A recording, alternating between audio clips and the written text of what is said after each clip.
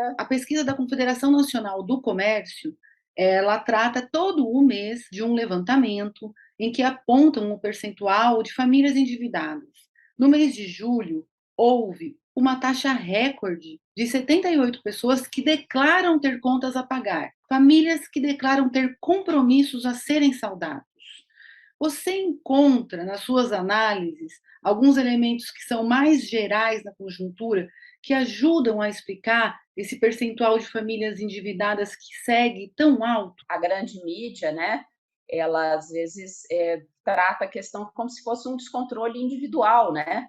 Como se as pessoas estivessem endividadas porque querem ou porque não são pessoas que têm uma educação financeira, pessoas descontroladas, consumistas, né? Ele é um argumento moralista, culpa as pessoas por uma situação que elas não criaram. É óbvio que existem casos aí de descontrole mesmo, de pessoas que têm problemas, né, desde problemas psicológicos até, né, os gastadores compulsivos, mas o que nós estamos vivendo, né, para a maioria da população trabalhadora do país, é uma situação que combina uma estagnação econômica, pandemia, recessão, taxa de juros elevada, inflação. Essa questão do endividamento, né, longe de ser uma questão ligada a comportamentos individuais ou das famílias, está ligada a uma situação econômica do país muito crítica e que penaliza a massa trabalhadora do país, né? Regina, do total das famílias que revelaram esse endividamento, 85,4% apontam como grande vilão das suas dívidas o cartão de crédito. Depois do cartão de crédito vem o famoso carnê da loja, com 18,8%, e depois o crédito pessoal, com 9,2%. O cartão de crédito se não é é com certeza uma das modalidades mais caras de endividamento. Por que o endividamento no cartão de crédito ele é tão oneroso? Em primeiro lugar também, né, nessas mistificações aí, nessas argumentações falaciosas que a gente vê alguns educadores financeiros, né, influencers, né, youtubers dizendo, né, o pessoal não sabe usar cartão de crédito. Bom, quem é o pessoal que não sabe usar cartão de crédito? É justamente, não por coincidência, é a parcela da população que não tem acesso ao sistema financeiro tradicional, né? Uma boa parte das pessoas que têm cartão de crédito, às vezes tem mais de um, dois, três cartões, né? São pessoas que não têm acesso a esse sistema financeiro convencional, ou seja, não têm acesso a outras opções de financiamento, de crédito para suas operações, né, para gerir seu orçamento, para fazer suas compras, só tem o cartão de crédito. Né? Então, é uma situação até um pouco paradoxal. A maioria dessas pessoas não tem uma conta bancária, mas tem até mais cartões de crédito. E é a forma como essas pessoas foram inseridas no sistema financeiro. É a forma mais perversa, né, de inserção das pessoas de baixa renda no sistema financeiro é via cartão de crédito. As lojas de departamento, né, as grandes redes do comércio vão quase que enfiando cartões de crédito no bolso das pessoas, né? E elas acham, por ter total desconhecimento, inclusive das operações matemáticas mais elementares, dos riscos que estão contidos no uso indiscriminado, né, no uso sem planejamento daquele instrumento de crédito. É um instrumento de crédito importante, de fato, num determinado período, né, da história do nosso país recente, facilitou o acesso da população a alguns bens que antes eram muito restritos às camadas mais ricas da população, mas por ele ter a maior taxa de juros no financiamento, né, das compras, principalmente das compras parceladas, no uso do chamado rotativo, que chega quase, em alguns casos, a 400% ao ano, né? Então, você vê, nós estamos com uma inflação em torno de 10%, esse ano talvez um pouco menor, né? O juro do crédito consignado é um pouco mais de 40%, né? O crédito pessoal, o chamado CDC, né, que os bancos oferecem, chega aí a 80, um pouco mais de 100, que já é todos esses números são escandalosos, mas o cartão de crédito chega a quase 400% ao ano, né? Tem que ser usado com muita cautela e, na minha opinião, né, quando você oferece um crédito para a pessoa no cartão ou mesmo no próprio carnê, você deveria primeiro, né, a loja, né, deveria primeiro analisar as condições econômico-financeiras daquela pessoa, ou seja, a taxa de juros deveria ser inversamente proporcional à renda. E no Brasil, o que acontece é exatamente o contrário. Quanto menor a renda, maior a taxa de juros. Ou seja, aí nós temos a fórmula ideal para a inadimplência. Né? Então, é uma lógica absurda e perversa. A gente sabe, você, como foi uma negociadora muito tempo do movimento sindical, você sabe que quando uma empresa ela tem uma dificuldade, ela entra no processo de falência, existe todo um regramento para que ela saia dessa situação. Ela entra numa recuperação judicial, são organizados quem são os primeiros, segundos e terceiros credores, se vai haver o arresto de máquinas, arresto de ativos. Isso para a pessoa jurídica. Inclusive, se discute em que lugar da fila os trabalhadores serão pagos. Quando a família, quando a pessoa física, ela deixa de fazer frente às contas e não tem mais como seguir fazendo, existe algum regramento jurídico, existe alguma proteção, existem definições da quais elas possam se valer? Só recentemente o Congresso Nacional, né, aprovou, discutiu e aprovou a chamada Lei do Superendividamento, né, Hum. estabelecendo regras para que essas pessoas superendividadas possam, digamos assim, ter um fôlego para tentar solucionar esse problema tão grave, tão aflitivo, né? Mas no meu entendimento, é uma lei incompleta, é uma lei que dá com a mão e tira com a outra. Por exemplo, estabelece que o limite para o pagamento de dívida seja de 30% do que a pessoa recebe. Ora, 30% de um salário mínimo é muito dinheiro.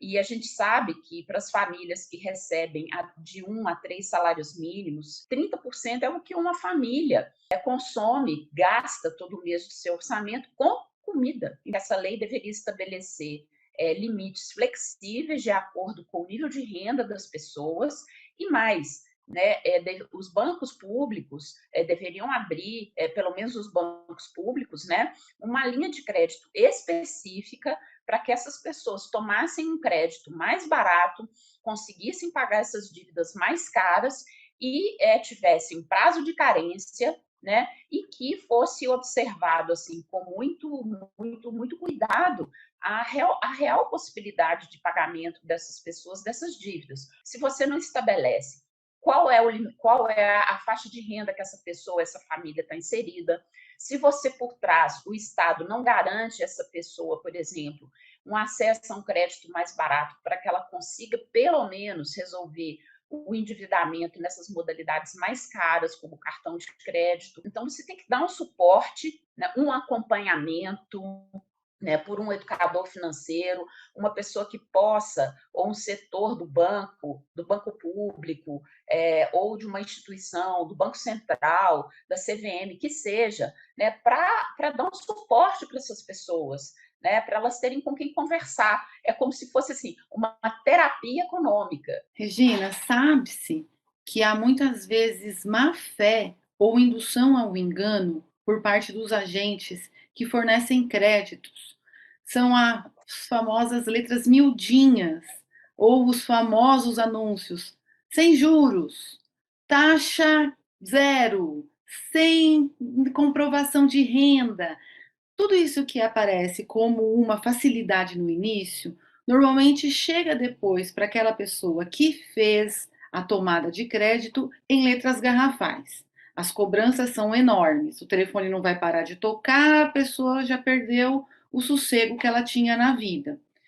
Você acha que essa situação ela é causada pela desinformação das pessoas, como você mencionou, às vezes a dificuldade de entender os termos, ou realmente existe muita má-fé por parte desses agentes que oferecem vários tipos de créditos e isso deveria ser coibido, combatido, penalizado? Como você tem visto essa situação que é tão comum? Você anda numa calçada, as pessoas te puxam para que você tome crédito. Esse tipo de abordagem, Renata, para mim, devia ser tratada como crime contra a economia popular. É porque, de fato, assim, a maioria da nossa população não tem as informações necessárias, às vezes não tem os elementos necessários, isso, cálculos matemáticos mais simples para poder tomar essa decisão. Né? Então, elas vão na embalada, elas vão no entusiasmo, vão na necessidade. Também tem toda uma corrente aí de pessoas que são obrigadas a vender esses produtos financeiros, né, para as pessoas com mais baixa renda.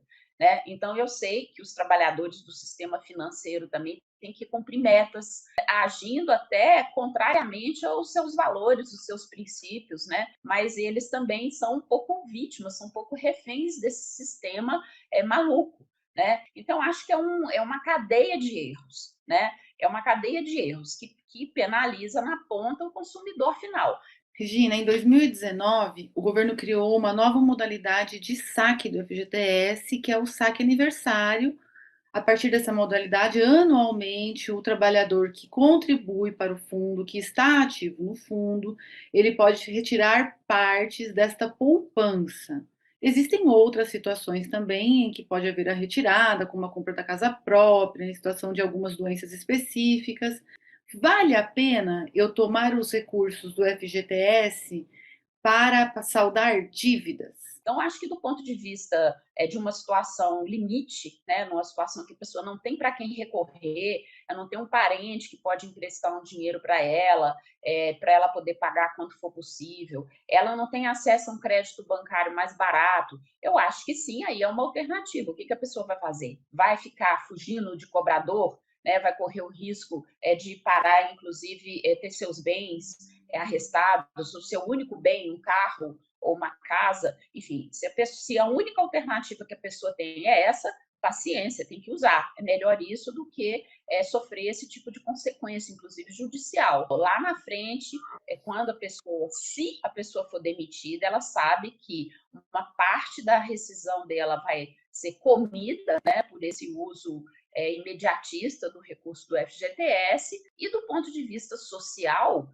né, de um ponto de vista mais macroeconômico, isso significa você ir desidratando um fundo, que é um fundo que cumpre uma função social super importante no país, uma função de financiamento de obras de infraestrutura, obras de saneamento. Então, do ponto de vista do trabalhador, imediatamente é uma alternativa, eu recorreria certamente a isso se eu não tivesse outra alternativa, mas para o futuro, tanto da pessoa quanto aí mais a longo prazo do país, a gente está descapitalizando um fundo que cumpre, sempre cumpriu, inclusive da casa própria, né? É um recurso que cumpre um papel importantíssimo para movimentar a economia, setor imobiliário, setor de saneamento, construção civil. No início de agosto, houve a conversão em lei da medida provisória que já lá em abril possibilitava que os beneficiários dos programas de transferência de renda e do benefício de prestação continuada e do então Bolsa Família e depois Auxílio Brasil pudessem utilizar esse recurso para tomar crédito consignado até o percentual de 30% desta renda e depois 40% dessa renda, que é o que ficou realmente efetivado. Virou lei. Ainda está sob regramentos, ainda está sujeito a modificações.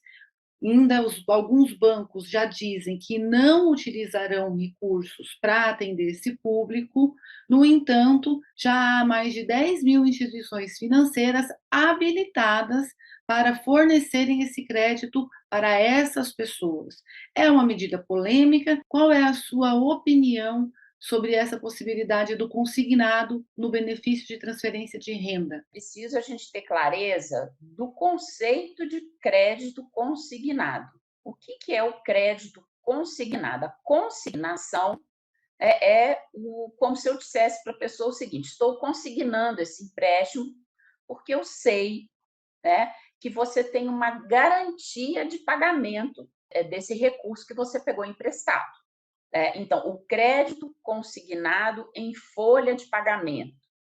Eu estou dizendo o seguinte: você, trabalhador, seletista, que trabalha para a empresa X ou Y, traga para mim um comprovante da sua empresa de que você recebe salários por essa empresa, ou aposentado, eu sei que você recebe aposentadoria pelo INSS. A consignação exige uma garantia prévia. Por isso, é um tipo de crédito que pode ser oferecido, né, que os bancos oferecem com uma taxa de juro um pouco menos indecente, eu não diria que ela é baixa, né? É uma taxa de juro menos indecente praticada nas outras modalidades de crédito. Agora, quem recebe auxílio emergencial ou Auxílio Brasil, né, o auxílio emergencial, por exemplo, o auxílio emergencial, ele só vai até dezembro. O Auxílio Brasil, ele já está garantido para 2023. E no caso do BPC, também existe uma garantia sobre isso. Só que é um crédito que está sendo direcionado para pessoas que têm renda extremamente baixa. Pela primeira versão da Lei de Diretrizes Orçamentárias, não está garantido que vai ter auxílio emergencial em 2023. Ou seja, é você dar crédito para uma pessoa e falar para ela assim: você vai me pagar? E a pessoa dizer para você: não sei, porque eu não sei se eu vou ter essa renda no ano que vem. Ou qual vai ser o nível desta renda. Então, é uma consignação meio marota. E fora isso, Renata, que a taxa de juro que vai ser cobrada desse crédito é o dobro do consignado convencional. Olha de novo essa perversidade. Então, enquanto o crédito consignado convencional ele está girando em torno de 40% ao ano, que já é uma taxa muito elevada, esse consignado do Auxílio Emergencial e Auxílio Brasil, ele é 80%. Então, de novo, viemos com essa loucura.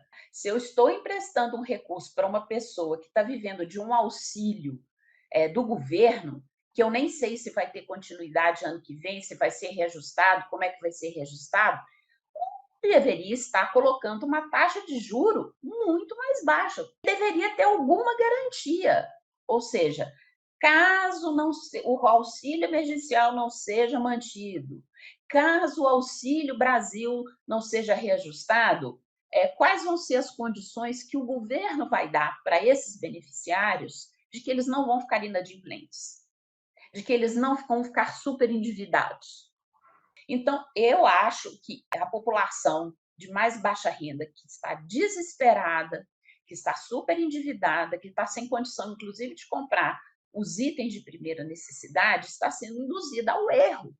E é um erro que pode comprometer ainda mais a vida já tão difícil, tão dura dessas famílias.